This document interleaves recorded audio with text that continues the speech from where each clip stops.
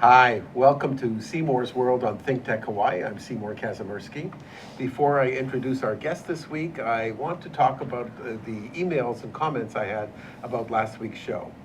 It is true that the children of military dependents are taken care of by the military. I had a very high-ranking officer call me and say that my show was distorting the facts. So I do want to make it very clear that the military does take care of their children and dependents, and I apologize if I offended anybody.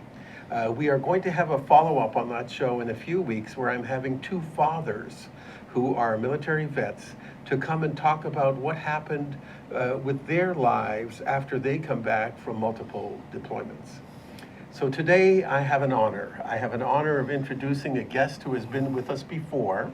He was here last February.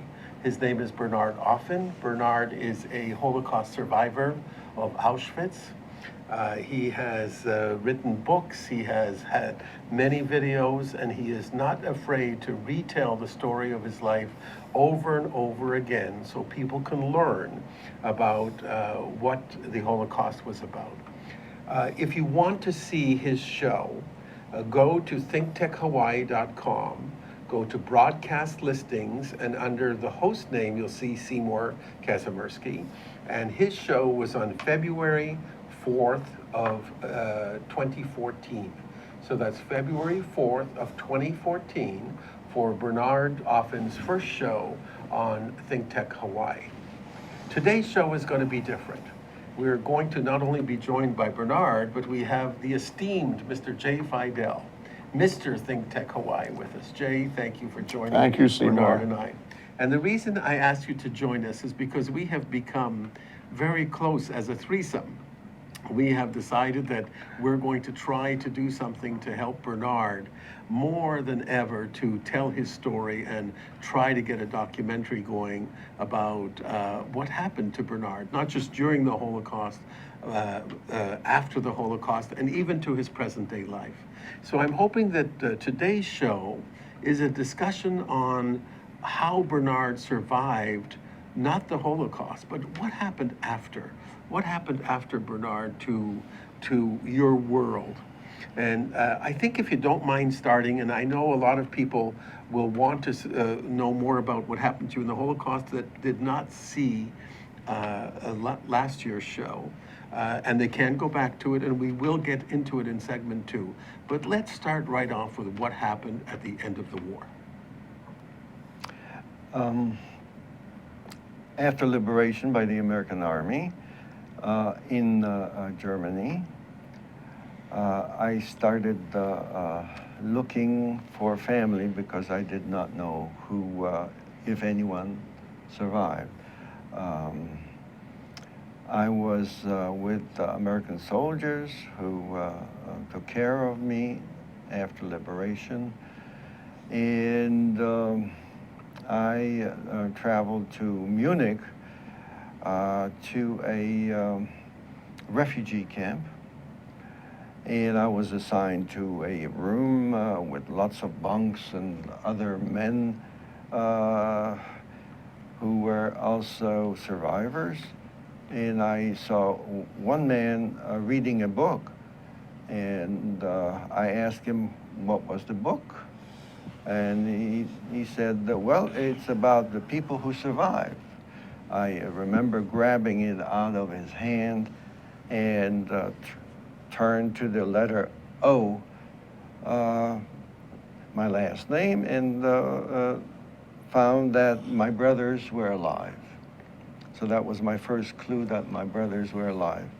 However, my name did not appear in that book because I wasn't in the refugee camp at the time, so I missed it. So my brothers did not know I survived. And I had information, though, about where they were and where they went to afterwards. So the following day, I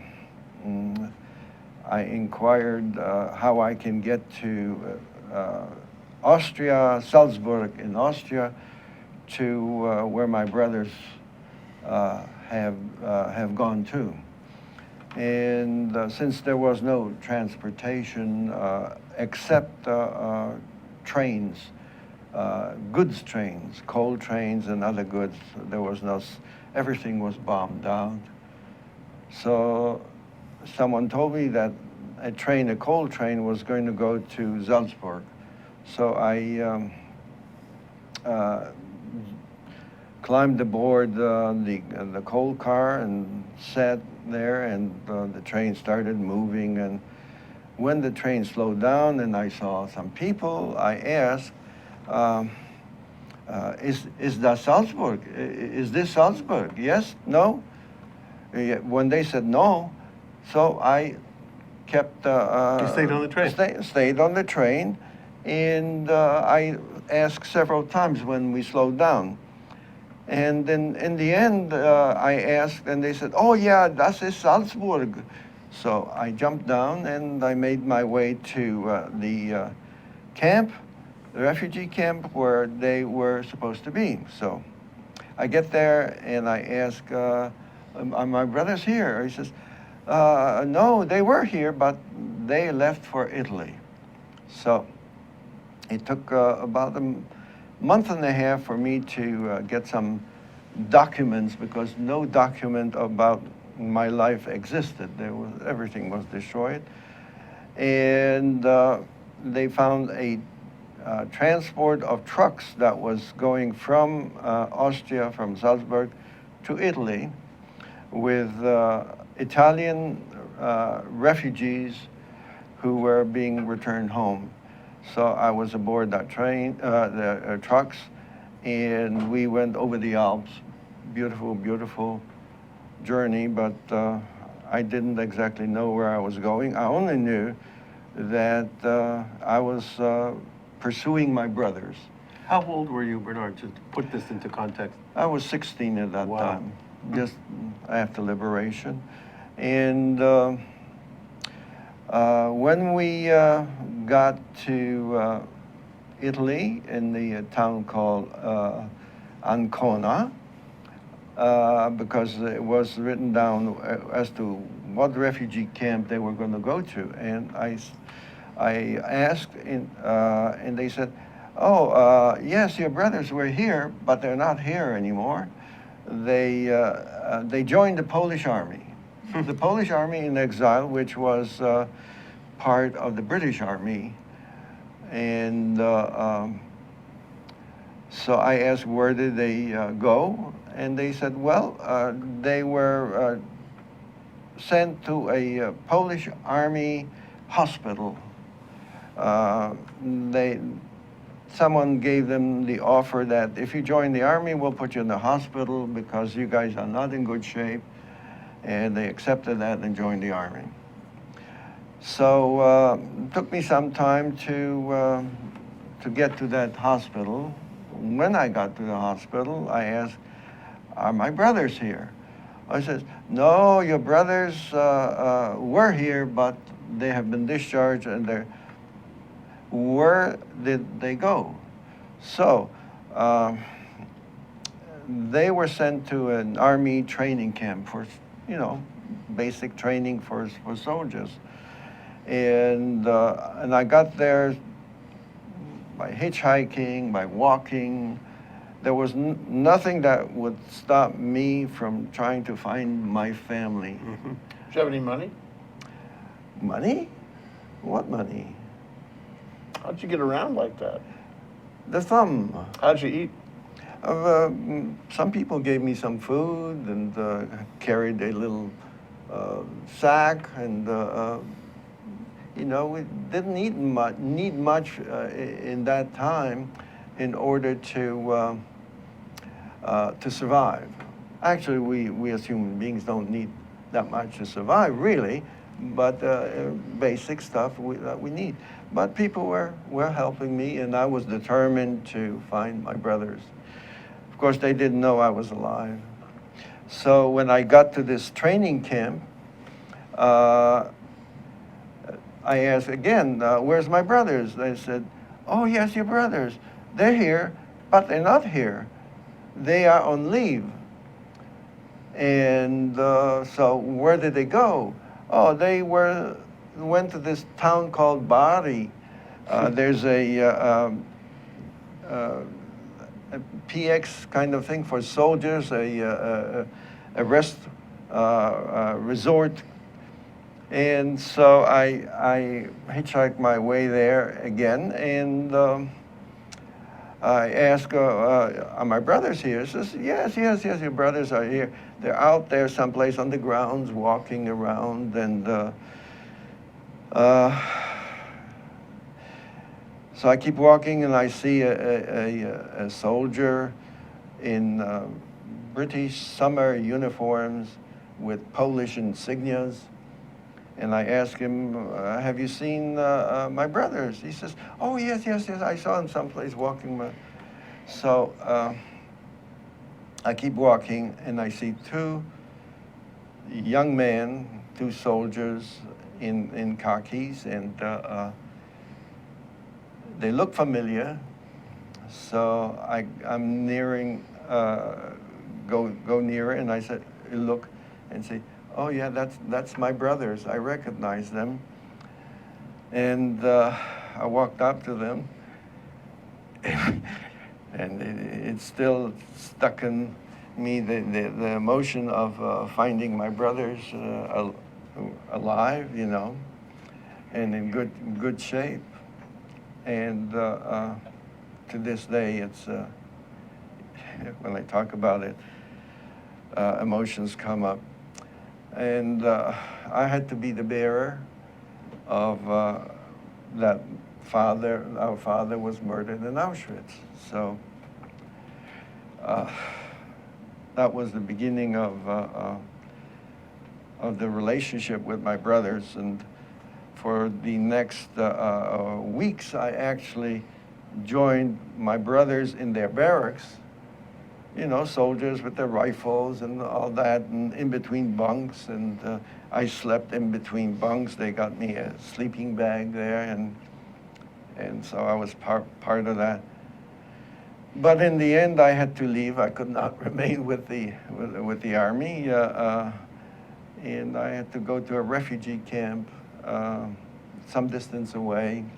Bernard, did your brothers? They fled, obviously, before you went into the camp, right? They were not in Auschwitz, your brothers? No, they were not in Auschwitz. We were in all the camps, except for them, not Auschwitz. Right. Yeah. So when they went away, were they trying to find you as well? Did they think you were still alive? No, they were not looking for me. My name did not appear on the camp, on the list. On the list. What a surprise that must have been. Yes, it was a great big shock, and for them, as it was for me. Yeah. What was the trauma factor? The trauma factor of having lost your parents, finding your brothers. Was there elation, or was there more pain that all of this had transpired? It was I'm elation, keeping in mind yeah. that for our audience that you were 16 years old, such a young man who has suffered so much, and then you find your brothers. Of course, that was also after 5 camps, including Auschwitz. So, you know, it was the Krakow ghetto, the Płaszów camp, and then there was the Gulag camp, from which I escaped from the Płaszów camp. And then there was Mauthausen, which is in Austria. And then there was Dachau, or sub-camp of Dachau. So there were all these that we were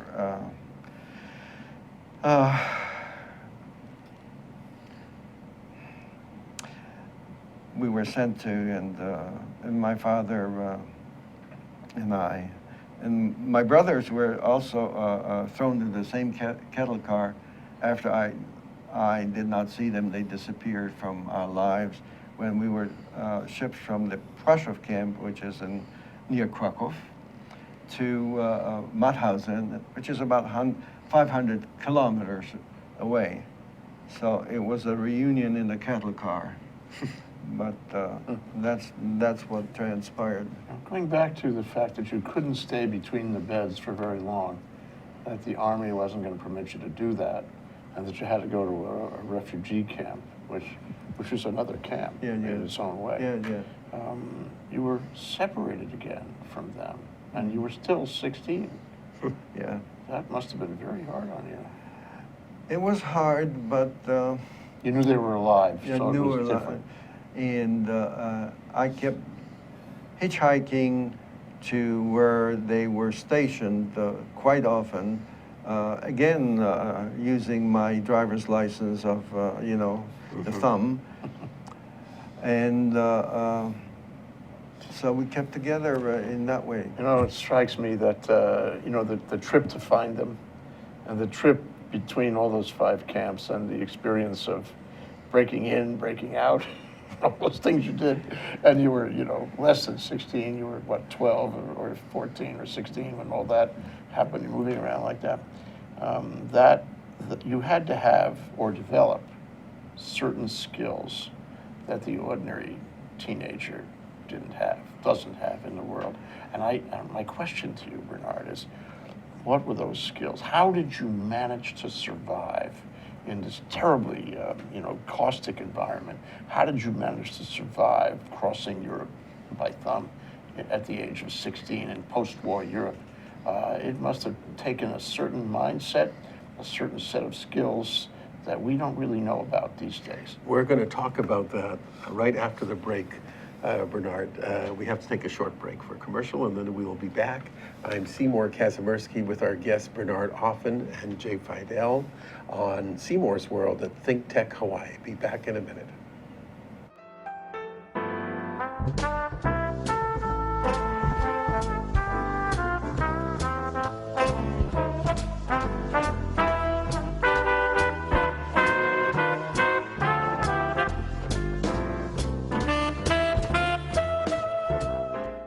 Aloha, I'm Kili'i Akina, president of the Grassroot Institute and host on Ehana Kako, a weekly program on the Think Tech Hawaii broadcast network. Ehana Kako means let's work together. Think of the sad alternative, let's not work together. Here in Hawaii, with all of our diversity and the richness of the people, it's important for us to come together around issues on the basis of what's right and what's good and what's going to serve the common good. And that's what we try to do at Ehana Kako. Every week, we interview movers and shakers, people in government, business, and other sectors of society to talk about how to create together a better government, economy, a better world here in Hawaii that can bless the rest of the world. I thank you for your attention to Think Tech Hawaii, and we look forward to seeing you every Monday, 2 to 3 p.m. on the Think Tech Hawaii broadcast network. We're Ehana Kako, and we wish you well. Aloha. Hi, welcome back to Seymour's World. I'm Seymour Kazimirski with our guest Bernard Offen, a Holocaust survivor, a guest of ours, a friend of ours. Because this is such an important topic, I felt we needed to try to get as much as we can in this interview. We ended off the last segment with survival. How were you able, from a 12-year-old boy, 16-year-old boy, all that in between, to escape from concentration camps, to do all the things that you did? What did it take, Bernard? I think I was more in touch with my unconscious skills of surviving. And it's a separation sometimes of the mind and body. Like, for instance, in Auschwitz, I was next to a barbed wire fence, my barracks, and I saw birds alighting on the barbed wire.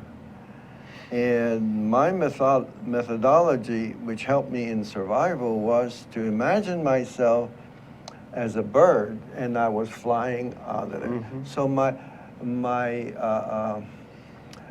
body was in Auschwitz, but my mind and spirit was out many, many a time. So it's a projection of, and same thing was operative in many of the camps, to go left, to go right, and of course, I am grateful to the many angels, the men that helped me, you know. I call them my angels. I don't remember their names, but I do remember faces. People who told me, Bernard, you're going to go in that direction. Here is another piece of bread for you. It's or a piece of clothing. So it was all these angels that helped me. As far as looking for my brothers, once I found out that they were alive, there was no obstacle that I saw. There might have been a little problem here and there, but they were not obstacles that stopped me. It was a vision of finding. It was a vision of such a strong desire to connect with family. Of course, they didn't know I was looking for them. You know.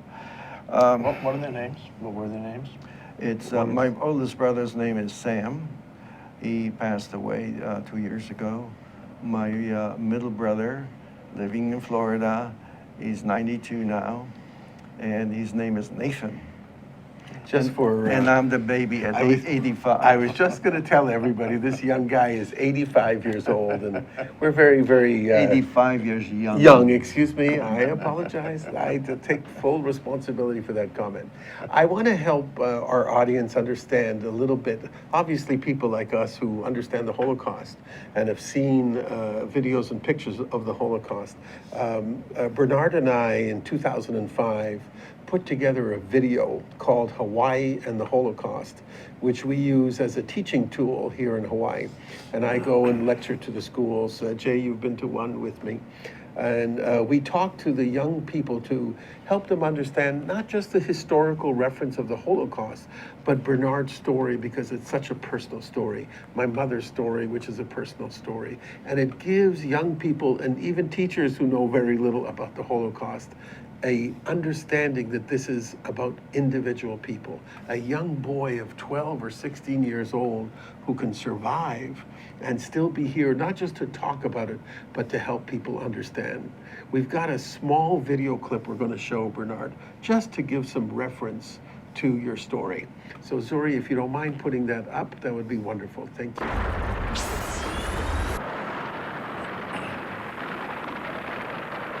How long is this? 2 minutes. You can't hear it, Bernard. It's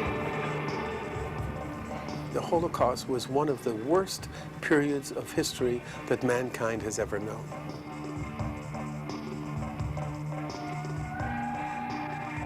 "2,000 people in one gas chamber, and there were 7 gas chambers in Auschwitz. As soon as we entered, the stench was overpowering.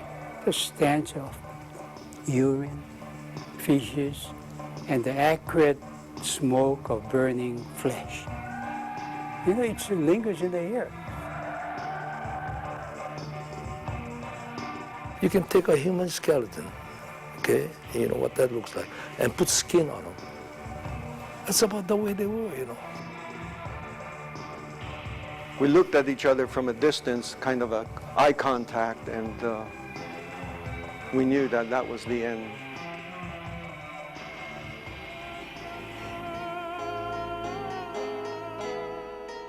People often say, it's just another day in paradise. I disagree. For me, it's never just another day in paradise. Every second I spend in Hawaii is precious. Every flower I smell, every wave I see, and every smile that comes my way is a blessing. And it's a reminder of how lucky I am to be alive. No question, Hawaii is heaven on earth, which makes it even more remarkable that in my 75 years, I have experienced heaven and hell without ever leaving this planet.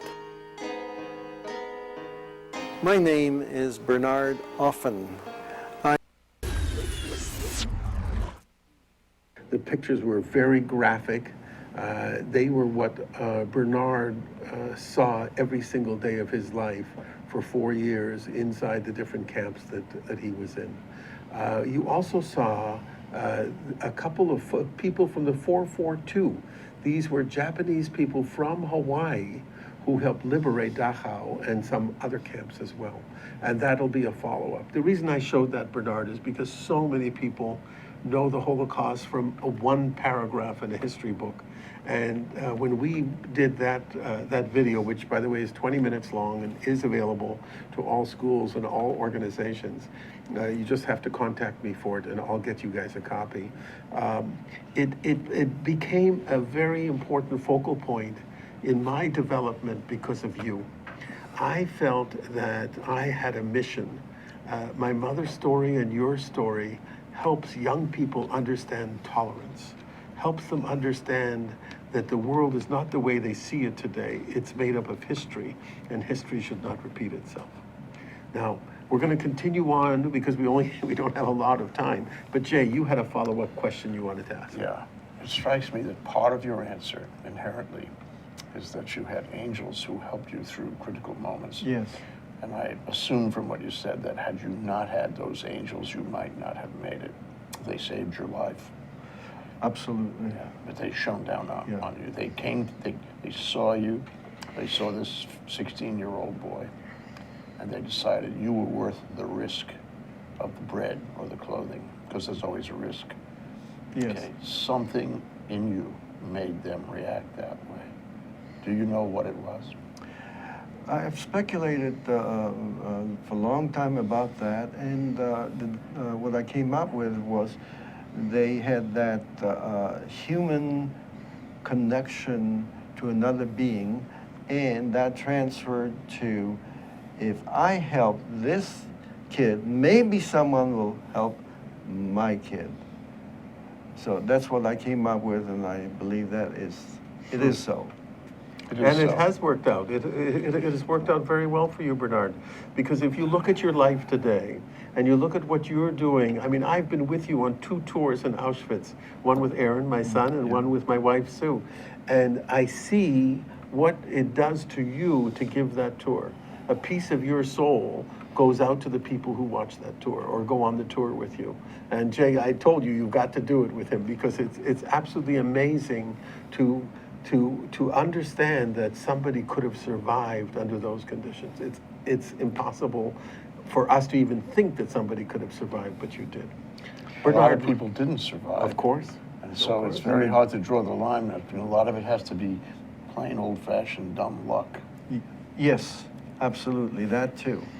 And I don't know what part God played in it, but one of my visions was, I was very angry with God, and if you allow me to survive, I will make film and bear witness to what transpired because I want the whole world to know. And guess what I'm doing? And I have Seymour and you and others who are interested in helping me to put out that message, how we as human beings treat other human beings. And So you made an agreement.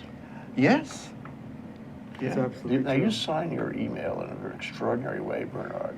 It's not lost on anybody who's ever corresponded with you. Yes. You always say love, light, and courage. And courage, yes. If we don't have courage to go beyond what our trauma is, we're going to be stuck in it. I was in numerous seminars on the mainland, and one of them was, the title of it was Self-Determination in the Process of Healing. And that was many years ago. Now I lead groups in which I title it Self-Confrontation in the Process of Healing. So if we don't confront our trauma, whatever it is, whatever problem we have, and that problem will drive us, and nothing is going to happen. We're going to go downhill. So if there is no determination to go through it and get the best help we can and reach out and beyond our problem, and we don't look at our trauma, that trauma is going to drive us. You're 100% right. And we talked about that before the show, how important it is, the one lesson that you can learn, or maybe several lessons you can learn, that Bernard is teaching us that what he has gone through is not the end of the world. You have to put it on the back seat or behind you and focus on what is positive in your life to go forward. Bernard, we have to take a short break and we'll be back in a minute. I'm Seymour Kazimirski on Seymour's World at Think Tech Hawaii. We'll be back with Bernard Offen and Jay Fidel in a moment. Hi, I'm your host on Think Tech Asia, Bill Sharp. I look forward to you joining us each Monday between 4 and 5 o'clock when we film right here in our studio in downtown Honolulu. The show, Think Tech Asia, focuses on contemporary events in Asia. And by Asia, we mean anything from Hawaii, south to Australia and New Zealand, west to Pakistan, and as far north as the Russian Far East. Clearly, this is one of the most economically dynamic centers of the world, and we bring you up to date on what's going on in a whole host of countries in this very vital region. We look forward to seeing you. Aloha. Hi, welcome back to Seymour's World. I'm Seymour Kazimirski. We're on Think Tech Hawaii with our guest Bernard Offen and my co-host Jay Fidel. We've got some pictures that you have given me that we'd like to show the audience to give them some reference about you and your family and your history. So if we could bring them up and you could look at them on the monitor, can you give us a little explanation? Who is that married couple? It's a wedding of my parents. Yeah. That's one. That's in Poland, right? Yes, yes. Yeah. Let's see another one. That's my mother. Some years after the wedding. Yes. Uh-huh. She was a seamstress, and my sister. That's my sister Mira. She was 2 wow. years older than I. And was she in Auschwitz as well? No. She was sent from the ghetto with my mother to a Majdanek a concentration camp where they were murdered there. Oh, beautiful girl. Pretty girl, yeah. Beautiful. And that's my uncle and aunt, my youngest aunt, and they got married just before the war. They disappeared. Mm-hmm. There's almost 60 people in my larger family that disappeared, and yeah, that's my uncle and aunt. And this is another uncle, brother of my mother. You lost them as well. Yes, and his wife and child, and yeah, that's them again. This is a cousin who disappeared during the war also. Her father was a artist, a painter, painted portraits, and so. You know, the memory of all these, Yeah, Bernard, yeah. must hurt. Yeah, I have to let it go. And the last one, that's me in Italy after liberation in this refugee camp. How old were you then? 16? Yes. After That's finding you. my That's the one brothers. we were talking about. Right. Yeah. And yeah, that's me in London after being sent there by the Polish army as a dependent of the Polish army. You were a translator, right? Is that where you ended up being a translator? No, Or further? not really. No? Okay. Not really. Wow. And The bringing these pictures, the reason I want people to see the pictures is because it humanizes the experience. You had brothers and sisters and uncles and aunts and 60 people that perished in the war. Yeah. Very, very difficult time. yeah. My question would be to people, how many of you know 60 people in your family or in your circle of friends, and they all disappear, all because they were Jews. They were not worth to be saved as human beings. They were to be exterminated, and that's what they did. And that was the politics of the day. And that was what you had to live with. And how do you, and you live with it now. How do you live with it now?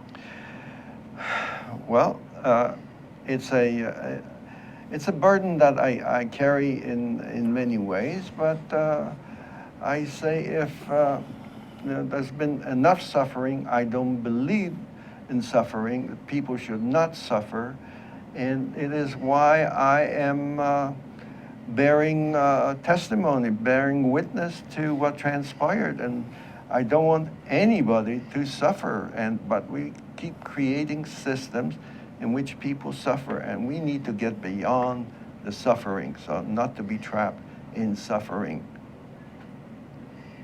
Jay, go ahead, you had a question. Yeah, I think there are many reasons that you do this, just my observation. You spoke about a healing process. Yes.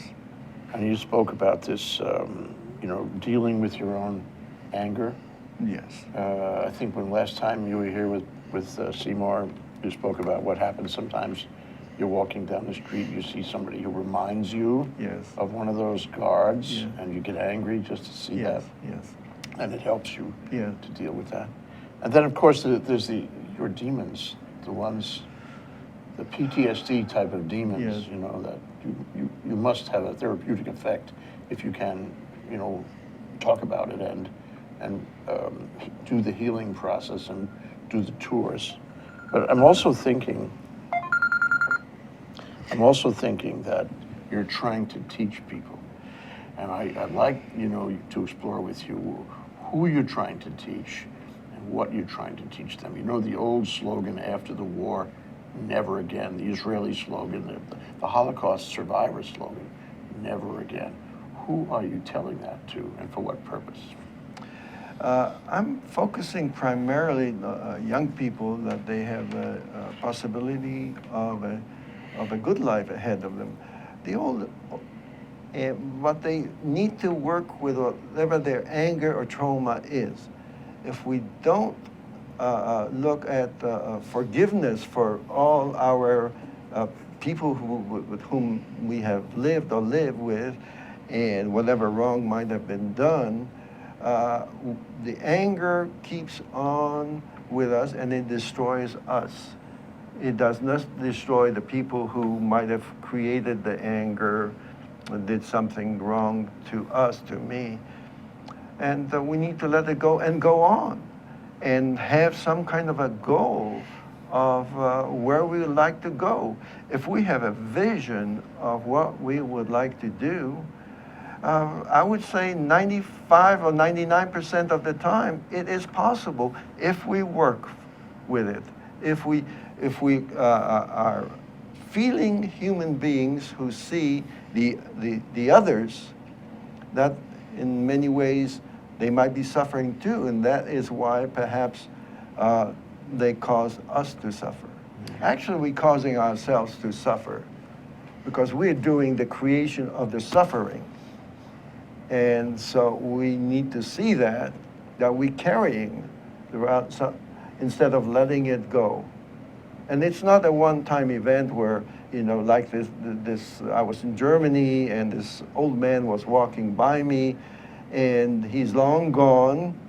And I catch myself thinking, where the hell were you during the war and what were you doing? He was long gone, and he had probably nothing to do with it whatsoever, but my mind kept me a slave with my thinking, you might say. So we need to catch ourselves. How are we thinking? How are we responding to events around us, to our parents, to teachers, to the boss, to in other ways? I think what is important is how you're explaining the integration of your personal feelings as well as your integration of the surroundings taking your past, your present, and your future, and making them very clear in your own mind that you are going to focus on the future, that's going to be what is going to drive you, and that gives you your good health. Obviously, it gives you a determination to do what you want to do with your life. It gives you the will to teach, the will to repeat the story over and over again, because it has to be repeated, because you feel that that is not just part of your cleansing, it's part of an educational process for people. I think it's excellent, Bernard, and very well explained. Bernard, you spoke about this last time Seymour, interviewed you, and I just wonder if we could ask the question again. Is that Sure.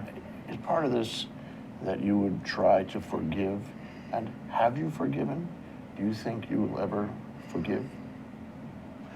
I have forgiven for my own suffering. I cannot forgive for anyone else's suffering, because I'd be something larger than Bernard, And it's a healing process. It's an unloading of trauma that I carry if I am angry and don't forgive.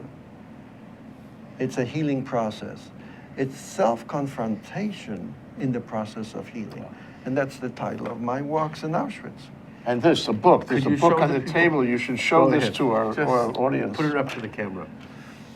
There, that camera right there. Can you focus in on that? Do you want me Sachi? to? Here it comes, right there.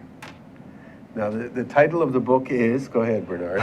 It's your book. It's called My Hometown Concentration Camp.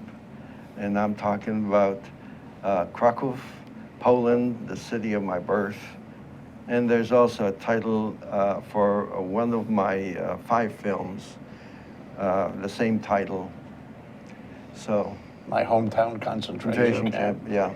Bernard, your life, of course, in the last few years, since I've known you for 15 years now, has been to come to Hawaii.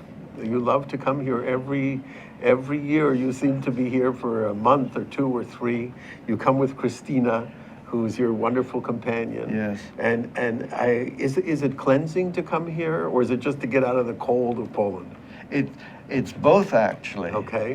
It's both, actually. Christina and I, we love Hawaii, and we would come here. We've been here numerous times, and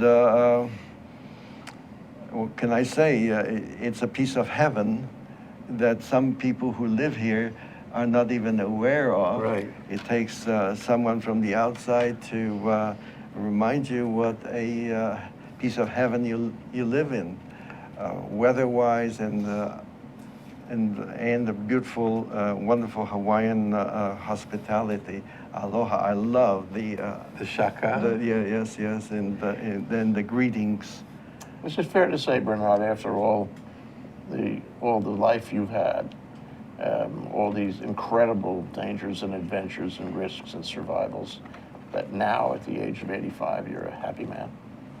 I am a happy man, and I don't allow myself to be depressed. It's just something I've decided on, and I don't allow myself to get depressed, because that leads to a spiral of down.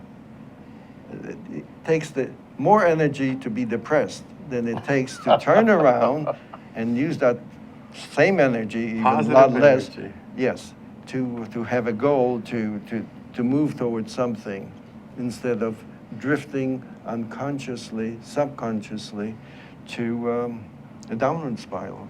Wow. It's a great We have a message. choice. Yes. We have a choice, and if we don't do that, Bernard, it has been such a pleasure again. My biggest problem is that we don't have enough time to really talk, and I hope next year when you come back, we can do another show with you and talk about another aspect of your life, because I think you are an inspiration to us all, not just to Jay and I, but to everybody in the audience who's watching this show. You're an amazing individual who's overcome so much more than any of us can even imagine. That's why I wanted people to see the clip. It's absolutely a pleasure to have you here, and something that I hope we can repeat over and over again. Thank you for coming.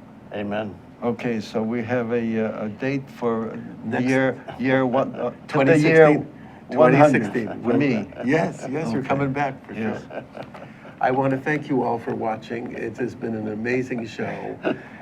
Bernard is somebody who we should all look up to and say, if we can emulate just a piece of his feeling about the future and how to take life, it's serious. Life is very serious. But what he has done is made his life struggles actually important to his future. And if we do that and we make our problems much smaller than they really are, we will live a better life too. I'm Seymour Kazimirski on Seymour's World at ThinkTech Hawaii. Aloha.